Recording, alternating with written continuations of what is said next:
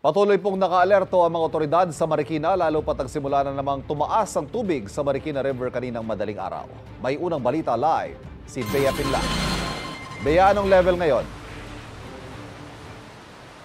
Evan, tumila na ang ulan sa Marikina pero kaninang madaling araw, sumampas sa higit 15 meters ang taas ng level ng tubig dito sa Marikina River. Umabot pa yan ng 15.4 meters pero ngayon ay bahagya ng bumaba. Nakataas pa rin ang first alarm kaya ang ilang residente nakakauwi pa lang galing evacuation center ay naghahanda na ulit sakaling kailanganin nilang lumikas.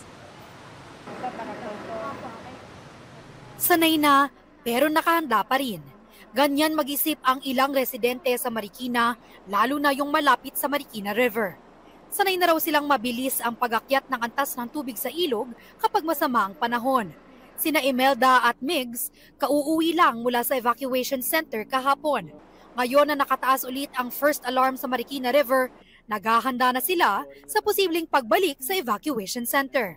Kaba, tapos siyempre yung trauma. Yun po, sa pagtaas ng tubig. Ang bilis po kahapon. Siyempre yung pagod ng mga tao. And yung iba nahihirapan din kasi hindi biro yung magbuhat ng mga gamit eh. Pero pag tumataas naman, medyo sanay na, mahirapan na naman silang tignan kasi siyempre kasarapan ng tulog gantong oras. Kaya medyo alanganin. Ang pamilya ni AJ hindi na raw lumilikas kung hindi pa delikado ang antas ng tubig sa ilog. Mas iniisip daw niya ang maaapektuhan na naman nilang kabuhayan. Mahirap din po kasi lalo po dito kapag yung mga paninda po inaakit pa po sa mga kapitbahay dito po sa taas. Iniiwan na lang po yung mga hindi kayang iakyat. Kapag bumabaha, nagkukumahog daw silang iakyat sa bahay ng kanilang kapitbahay ang mga paninda nila para hindi ito abutin ng tubig.